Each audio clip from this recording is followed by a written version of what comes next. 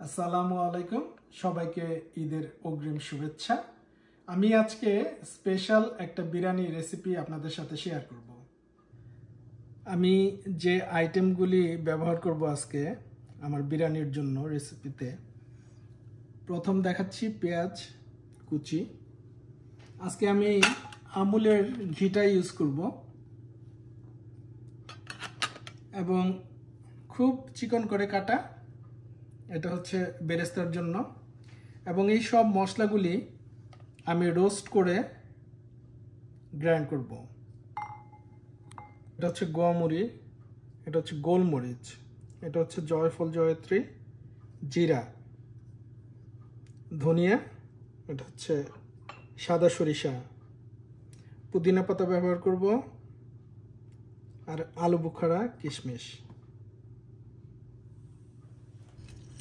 এক এক করে আমি মশলাগুলি প্যানে ঢেলে দিচ্ছি।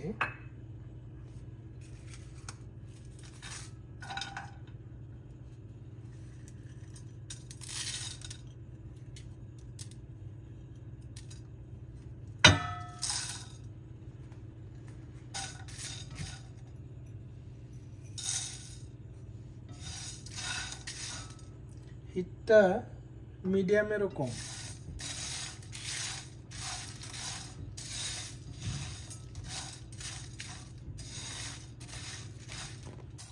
আমার মশলাটা ভাজা হয়ে গেছে। একটু সময় নিয়ে ভাজতে হবে এবং নাড়তে হবে যাতে পুড়ে না যায়, কিন্তু সব ভাজা একবারে খুব ভালো মতোই সবগুলি ভাজা হয়। দেখেন কি মচমচা আমার মশলাটা হয়ে গেছে, মচমচে, এবং মশলাটা পুড়ে যায়নি। দেখতে পাচ্ছেন কালারটা মোটামুটি সব গোল্ডেন কালারের মতো।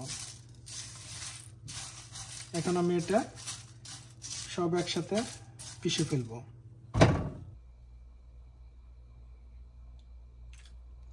আমুলের ঘি,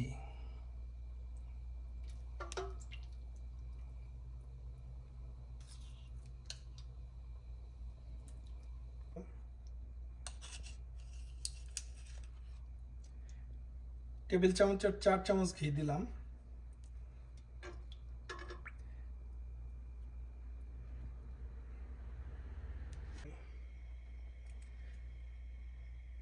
ঘিটা তেলের সাথে মিশে গেলে এবং টেম্পারেচারটা আরেকটু হাই হলে আমি বেরেস্তা করবো। এখানে তেলটা গরম ঠিক আছে কিনা দেখে নিচ্ছি, আরো গরম হবে।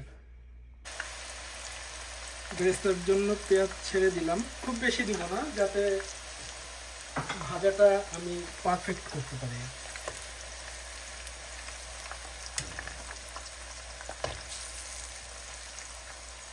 জন্য আলুগুলি ভেজে নিব। আলুগুলি আমি একটু হলুদ মাখিয়ে নিয়েছি যাতে একটু কালারফুল হয়।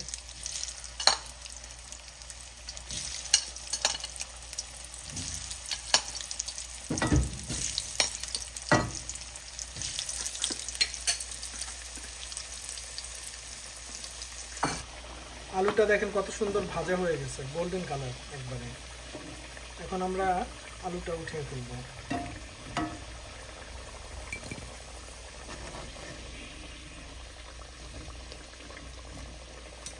আমি এখন মাংসটা ভাজবো।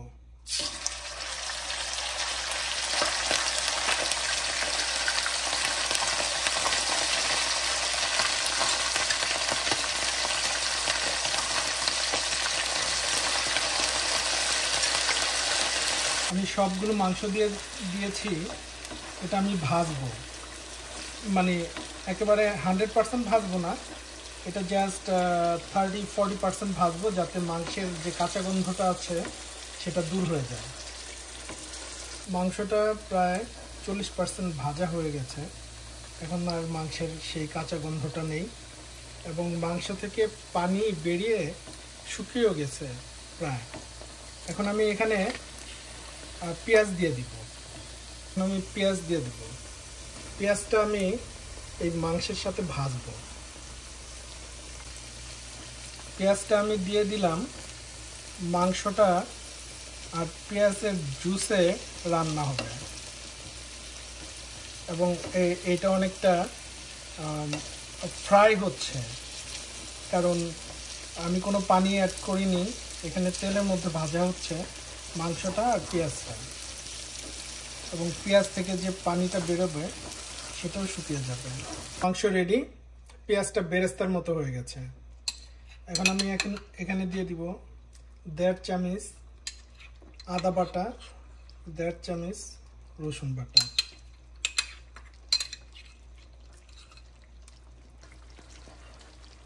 রসুন আদা এটা যেহেতু কাঁচা এবং কাঁচার একটা গন্ধ থাকে, এই গন্ধটা আমি একটু ভেজে দূর করার চেষ্টা করব। এখন আমি পরিমাণ মতো লবণ দিয়ে দিব, 2 চামচ,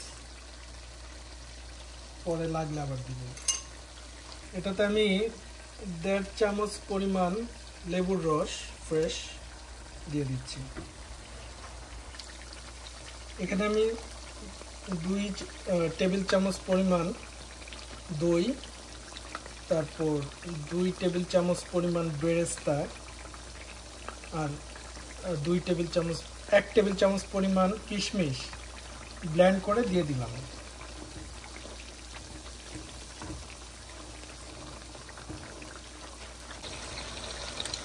এখানে আমি 2 টেবিল চামচ পরিমাণ টমেটো পিউরে দিয়ে দিলাম।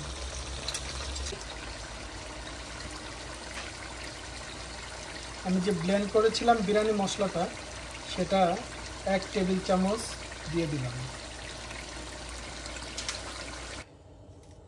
আমি এই বলটার মধ্যে গরম মশলা, দারচিনি, এলাচ, লং এবং তেজপাতা দিয়ে আমি এই পোলাওয়ের পানিটা সিদ্ধ করব।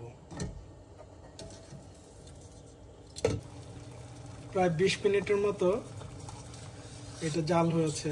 এই বলটা আমি এখন উঠিয়ে নিচ্ছি, সব ফ্লেভার অলরেডি পানিতে চলে গেছে। মাংস থেকে তেলটা 2 চামচ তেল এখানে ঢেলে দিলাম, 2 চামচ লবণ দিয়ে দিলাম, 1 চামচ কেওড়া জল, 1 চামচ গোলাপ জল। এখন আমি 3 কাপ চাল ঢেলে দিচ্ছি।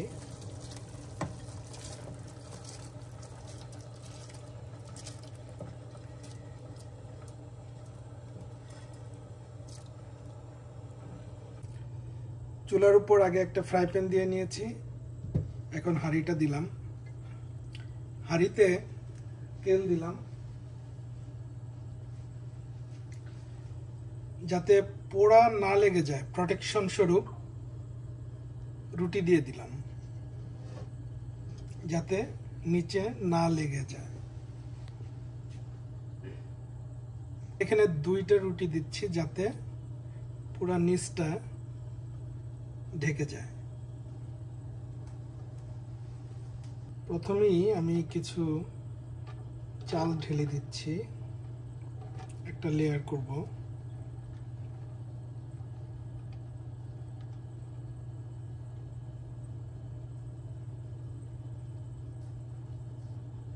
চালটা কিরকম ঝরঝরা।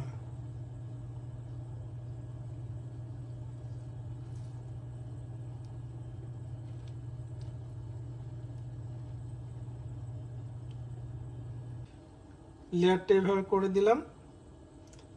এখন এর উপর মাংস যাবে।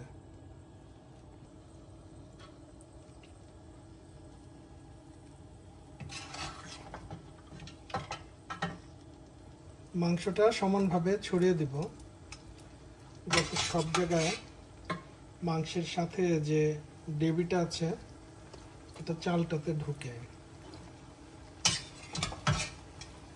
এইভাবে সমান করে দিয়ে দেব।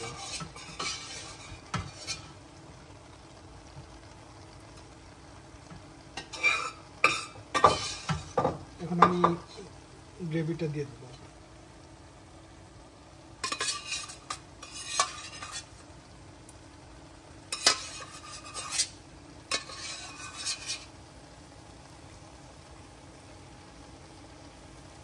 দিয়ে দিচ্ছি আলু, যেটা আমি ফ্রাই করে রেখেছিলাম।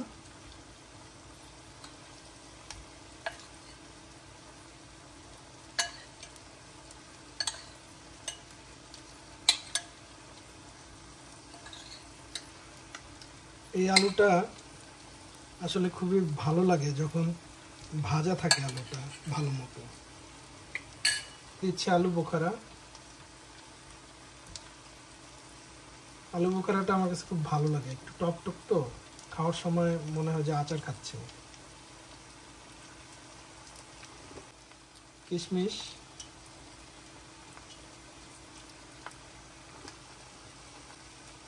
এখন দিচ্ছি পুদিনা পাতা,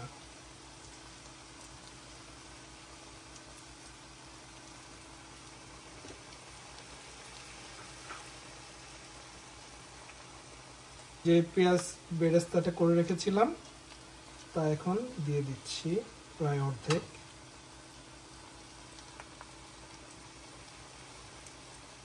আমি যেহেতু কোনো মশলা সেইভাবে কোনো ঝাল মশলা ইউজ করিনি, তাই অনেকগুলো কাঁচামরিচ ভেঙে দিয়ে দিচ্ছি।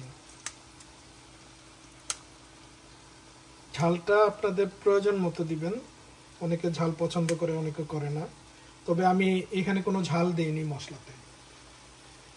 এখন আমি হাতে বানানো যে বিরিয়ানি মশলাটা ওইটা দিয়ে দিচ্ছি 2 টেবিল চামচ।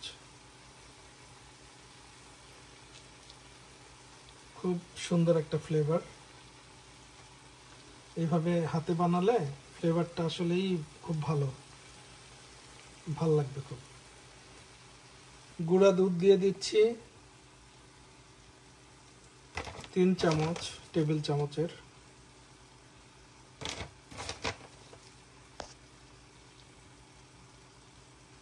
গুঁড়া দুধটা দিলাম, এটা অনেকটা ক্রিমি ভাব চলে আসবে। অনেকে মাওয়া দেয় অথবা হেভি ক্রিম দেয়, সেটা দিলাম। ভাতটুকু দিয়ে দিলাম।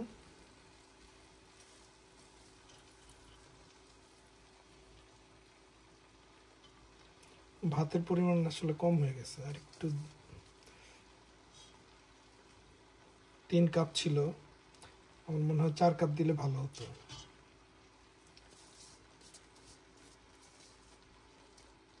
তবে বিরিয়ানিতে যেহেতু মাংসের পরিমাণটা বেশি থাকে সেই হিসেবে ঠিকই আছে।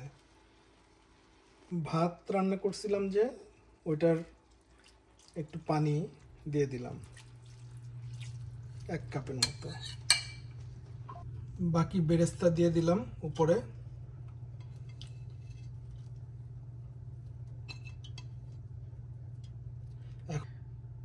এক চামচ কেওড়া জল দিয়ে দিলাম,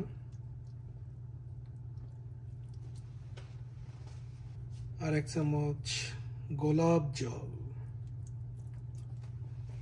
এখন দিয়ে দিলাম ফুড কালার, অরেঞ্জ কালার।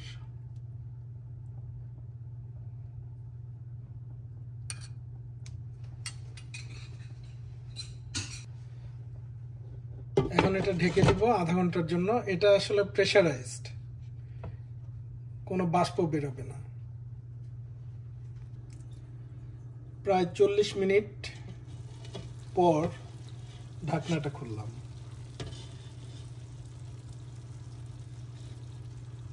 কি অবস্থা দেখছো?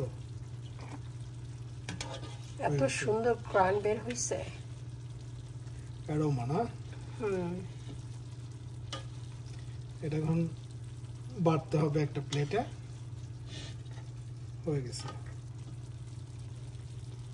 ঝরঝরা, তাই না? আমাদের স্পেশাল বিরিয়ানিটা রেডি হয়ে গেল। আমরা এখন এটা প্লেটিং করব। বেশ ঝরঝরা।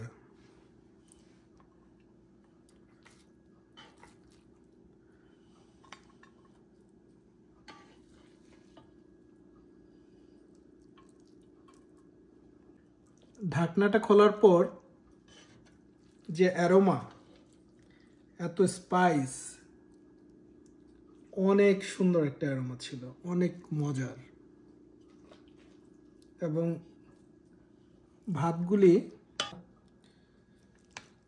মাংসগুলি বেশ সুন্দর লাগছে দেখতে এবং খুব সফট, এবং কালারটাও বেশ ভালো লাগতেছে দেখতে। তো আমরা এখন ট্রাই করব আমাদের স্পেশাল বিরিয়ানিটা। এবং সবচেয়ে মজার কথা হচ্ছে আমার নিচে পোড়া লাগেনি, রুটিটা দেওয়াতে একটা সাপোর্ট তৈরি হচ্ছে এবং দেখছেন এই যে রুটিটা উঠে যাচ্ছে। এটা কিন্তু খাওয়া যায়, এটা খুবই ক্রিস্পি এবং খুবই মজার।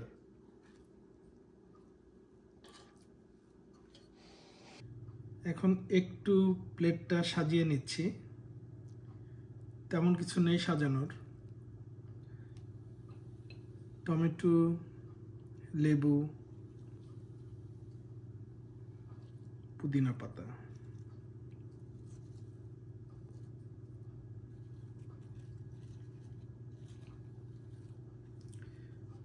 তবে বিরিয়ানির যে ফ্লেভার, সেই ফ্লেভারটা পাচ্ছি, আসলেই খুব মজার। সবাইকে আবারও ঈদের শুভেচ্ছা, ঈদ মোবারক। এবং আশা করি আমার এই রেসিপিটা যদি ফলো করেন আপনাদের ভালো লাগবে। আবার দেখা হবে, ভালো থাকবে।